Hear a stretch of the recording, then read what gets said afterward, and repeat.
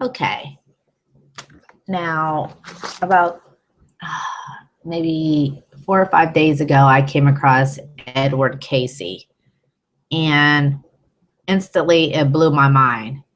But then I came across the book about Bill Sadler, the one who basically started the whole Urantia Foundation, and it had a book with Edgar Cayce, and Bill Sadler, and it basically was referring that they could be the same in one, not Edgar and Bill, but Edgar, the sleeping prophet, as well as the sleeping, what was it called? Sleeping something is how they referred to it when they got the Urantia book. So, of course, the way my mind works, I instantly go on Amazon and eBay and start ordering all the books I can find. And well, the book I initially found was called The Dead Sea Scrolls by Edgar Cayce, and I found it for 10 cents at the library. Well, it found me. So I instantly just about dropped dead when I read it. So the first book that came in the mail out of the 33 I ordered was Edgar Cayce on Reincarnation, strange psychic accounts of people who have lived more than once from the files of America's most amazing clairvoyant. So I just got to about page 40. The book was actually written in, I want to say 1969 is when this was published. Now, Edgar Cayce died in 1945. The Urantia book came out in his prime when he was this sleeping prophet doing all kinds of readings. Now, I know people in the Urantia do not believe in reincarnation, but just on my own story alone, I know that when I ended up having a panic attack in September 2014, I immediately turned to the church. I wasn't in church long before I could just see straight through the veil. I just knew something was never right. Maybe because I actually picked up the Bible and started page 1 and read it word for word, like Edgar Cayce did many times. He was a Sunday school teacher, and on his actual first reading with the Lemmers, he couldn't even believe what came out of his mouth. Like he was on the verge of quitting this completely or discontinuing on, and he continued on. So just for the fact that he was a Bible thumper and believed wholeheartedly in the Bible, was a Sunday school teacher, everything, that even resonates more. And he was so shocked when he even heard a reincarnation came out his own mouth. So basically this book so far is about, he's just explaining how the readings go. And he did this reading on a 14-year-old and on a 19-year-old. And he gives an account of what it's like when he's actually going into trance. And it's like he sees a light and he sees shadows on both sides just calling out for help and trying to stop him. But he just continues to keep walking to the point he walks and it's just shadows. And now they're encouraging him to continue on, and ends up in this big building like a library. And he personally picks out the book of the name, the life book of the name of whoever he's reading or whoever is, he's reading in this situation.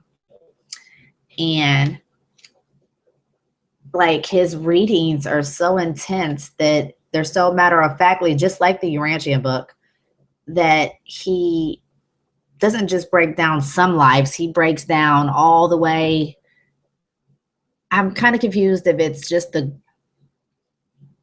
our good stuff we remember or our accomplishments we are remembered. I'm kind of confused about that part. But here he's talking about, basically in these first 2-3 chapters, he's talking about how karma works, how we're born with past karma connected to our souls. Now, he also says we don't remember that stuff coming in because, say, in your past lives, you were maybe Hitler or something and you caused all these deaths. Your soul has to deal with that and deal with that karma now and continue on. So how beneficial would this life be if you knew that you were the one responsible for all these deaths and how much bad karma you're having? You know what I mean? So I guess that's what he's trying to say here. But just reading some things to stand out, which I should have probably highlighted, but I just couldn't wait. And really, this is not for you. This is for me as a journal. And of course, my 4 kids. But this part says on page 38, "For the Lord does not tempt any soul beyond which it is able to bear," said Edgar Cayce, "but many times he had to exercise the dark tenets of predestination and original sin from the hopelessness and confusion in the minds of the people who came to him for help. Most individuals in the present misinterpret karmic conditions," he said. "Each soul or entity is what he calls us, our meat bodies. We're basically souls in these meat bodies," which I'm pretty sure everyone that pays attention to me knows that already. There's a conscious and a presence, and then the meat body that we inhabit. This is just our vehicle, our earthly vehicle. So each soul or entity should gain the proper concept of destiny. Destiny is within. It is of faith. It is as the gift of the creative forces. Karmic influence in this case is rebellious influence against destiny. The entity puts a stress upon karma. He reproached one of his questioners. "If ye live by law, you must judge by law. But if ye live by faith, you judge by faith."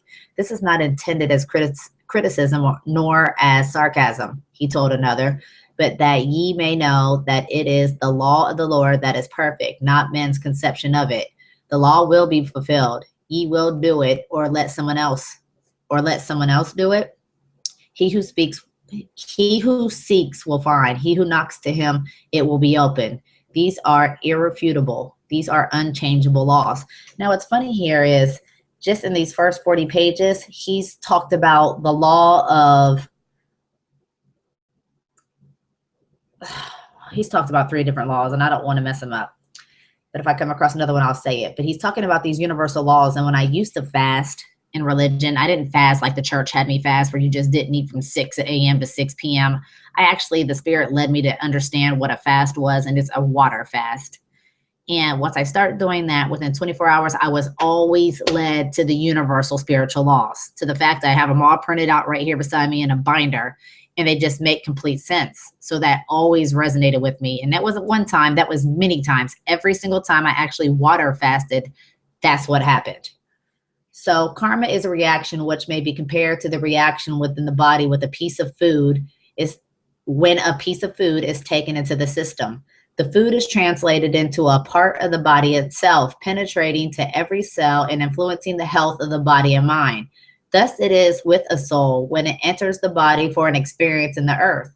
The person's thoughts, along with the actions which result from these thoughts, are the food upon which the soul feeds. These thoughts and actions in turn have been generated by thoughts and actions behind them, and so on to the birth of the soul. When a soul enters a new body, a door is open, leading to an opportunity for building the soul's destiny. Everything which has been previously built, both good and bad, is contained in that opportunity. There is always a way of redemption, but there is no way to dodge responsibilities which the soul has itself undertaken.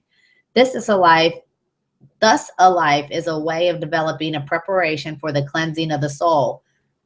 Though it may be a hard path at times for the physical consciousness and the physical body, change comes. And some people say luck has intervened, but it is not luck. It is the result of what the soul has done about its opportunity for redemption.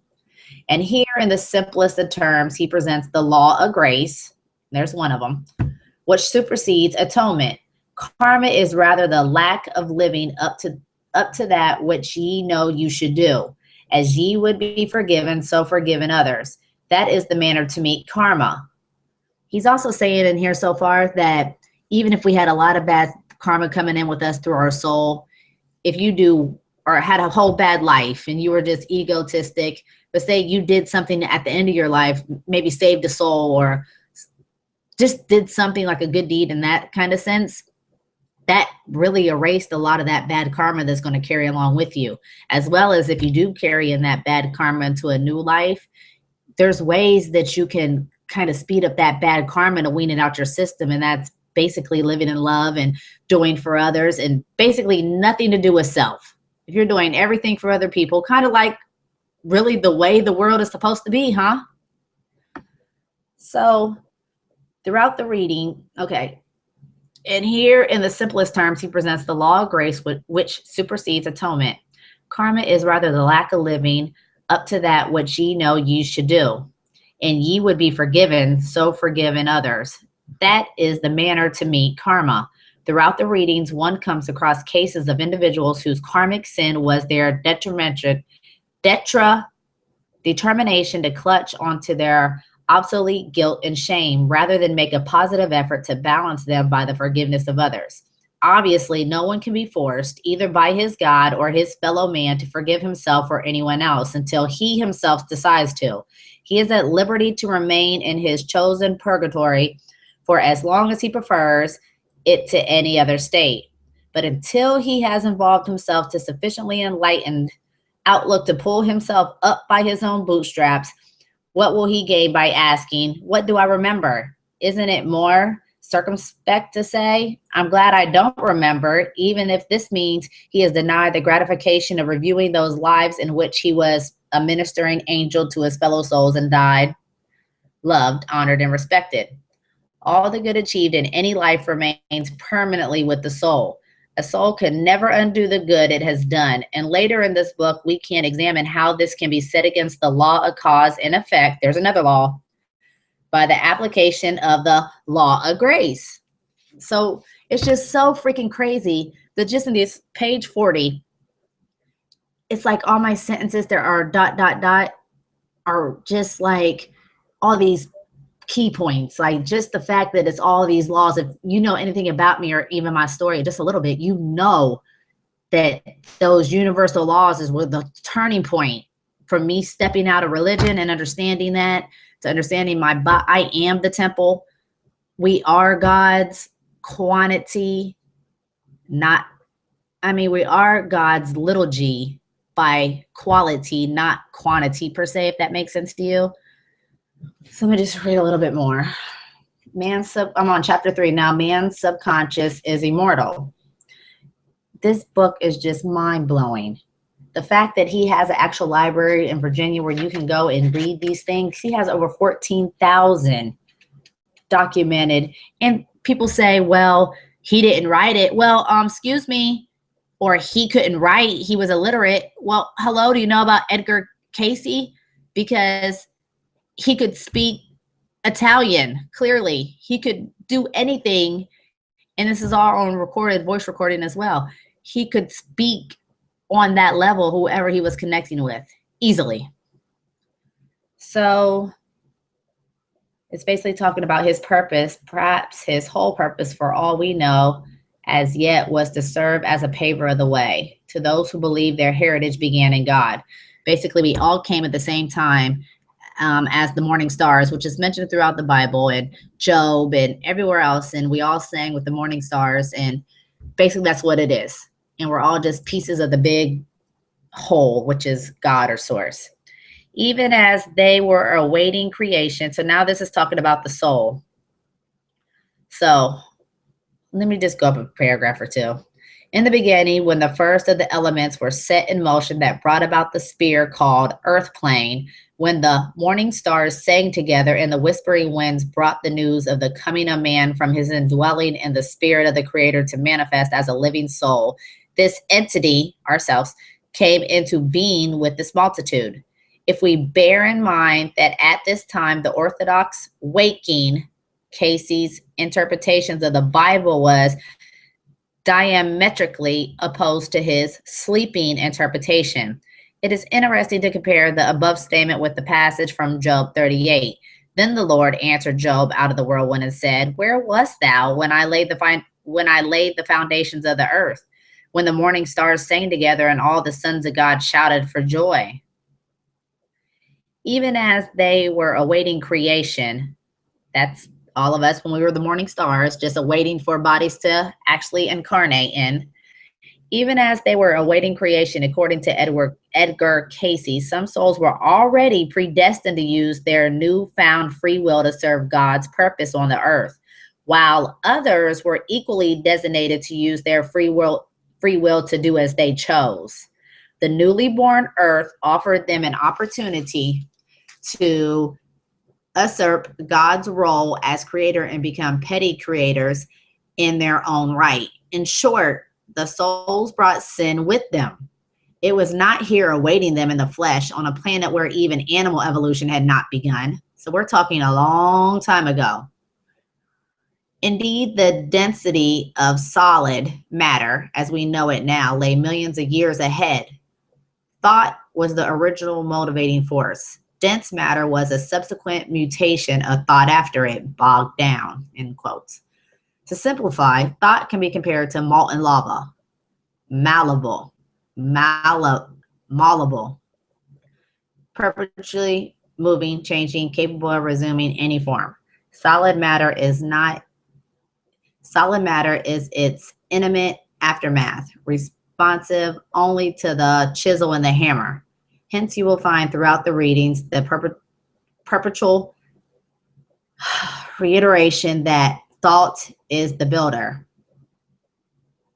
It is far simpler to think of the soul in terms of Telstar. It takes 2 booster rockets to free it of gravity and set it in astral orbit.